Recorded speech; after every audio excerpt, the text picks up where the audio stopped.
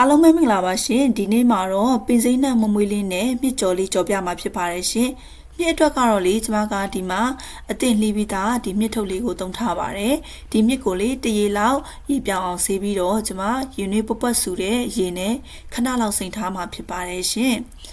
အထူးလေတော့ကျမမပြုတ်တော့ဘူးပေါ့နော်ဒါကတော့ကျမရဲ့ organicပင်စိမ်းနဲ့နန်းနန်းပင်ပဲဖြစ်ပါတယ်ရှင်။တုံပြူနဲ့ဂျင်းငရုတ်သီးထောင်းထားတာလေးကိုကျမအသုံးပြုမှာဖြစ်ပါတယ်။အရသာအတွက်လေးကျမကအရသာလေးချူချူလေးဖြစ်အောင်ပဇွန်လေးအနှဲငယ်ကိုလည်းကျမထည့်ထားပါတယ်။ပဇွန်လေးတွေကိုကျမပြီးတဲ့အခါမှာအတုံးသေးသေးလေးတွေလှီးမှာဖြစ်ပါတယ်ရှင်။အားလုံးစင်သစ်ဖြစ်ပြီဆိုရင်တော့မြစ်ကြော်လေးကြော်လိုက်ကြရအောင်နော်။ပထမဦးစွာခုနကလှီးထားတဲ့ပဇွန်လေးတွေကိုကျမကအိုးကင်းပူတိုက်မှာဖြစ်ပါတယ်ရှင်။အိုးကင်းပူတိုက်တဲ့အခါမှာလေပဇွန်လေးတွေကမညီတော့ဘဲနဲ့အနံ့မမွေးလေးနဲ့အရန်စားလို့ကောင်းတဲ့အတွက်ကျမအိုးကင်းပူတိုက်ထားပါတယ်။ပြီးတဲ့အခါမှာတော့စီတက်မှာဖြစ်ပါတယ်ရှင်။စီတက်တဲ့အခါမှာလည်းတချို့လူတွေကကြက်သွန်နီထည့်လို့ရပါတယ်။ကျမကတော့ဒီနေရာမှာကြက်သွန်နီမထည့်ထားပါဘူး။ကြက်သွန်ဖြူရဲ့ဂျင်းရဲ့ငရုတ်သီးရဲ့လည်းပဲကျမစီတက်ထားပါတယ်။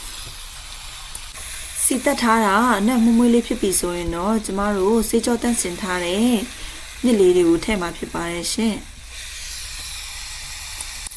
အရသာအနေနဲ့ကတော့လေခနော seasoning sauce နဲ့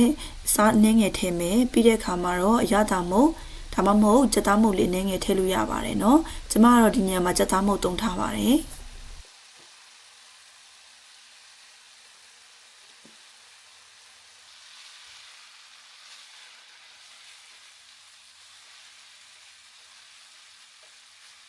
မြစ်လေးတွေကိုရေ6ထည့်ထိကြော်ပါမယ်ပြီးတဲ့အခါမှာတော့အိုကင်းဘူးတိုက်ထားတဲ့ပဇွန်လေးတွေထည့်ပါမယ်ရှင်ပဇွန်နဲ့မြစ်တသားလေးဖြစ်အောင်လို့ရောင်းဝယ်ပြီးသွားပြီဆိုရင်တော့နောက်ဆုံးအနေနဲ့တေချာစာတန့်စင်စေးကြောထားတဲ့ပင်စိမ်းလေးတွေကိုထည့်ပါမယ်ရှင်ကျမကတော့ပင်စိမ်းနဲ့အတူနန်းနန်းပင်လေးပါထည့်ထားပါတယ်ကျမရဲ့ channel လေးကိုအမြဲတမ်းကြည့်ရှုအားပေးနေတဲ့ရောက်ချင်းစီတိုင်းကိုကျေးဇူးအများကြီးတင်ပါတယ်ဒီနေ့ဟင်းလျာလေးရလေးအဆက်ကြိုက်တဲ့အင်ရှင်မတွေချက်ကိုချက်စားတဲ့နဲ့ဟင်းကောင်းလေးတစ်ခွက်လေးဖြစ်ပါတယ်ရှင်အရန်ဟင်းနေတယ်ပဲဆဆကြောက်ကြော်လေးနဲ့ပဲဆဆအရန်ကိုကောင်းမွန်နဲ့ပင်စိမ်းနဲ့မမွေးလေးနဲ့မြစ်ကြော်ကိုဒီနေ့အိမ်မှာကြော်စားဖြစ်တာနဲ့ကျမချစ်ရတဲ့သူတွေအတွက်ပါဗီဒီယိုရိုင်းနဲ့ sharing လုပ်ပေးဖြစ်တာဖြစ်ပါတယ်ရှင်ဒီနေ့ဟင်းချက်တဲ့ vlog လေးကိုတော့ဒီလောက်နဲ့ပဲအဆုံးသတ်လိုက်ပါတယ်ရှင်ကြည့်ရှုပေးတဲ့အရောက်ချင်းစီတိုင်းကိုကျေးဇူးအများကြီးတင်ပါတယ်နောက်ထပ်ဗီဒီယိုအသစ်တွေမှာပြန်လည်တွေ့ဆုံချင်ပါသေးတယ်ရှင်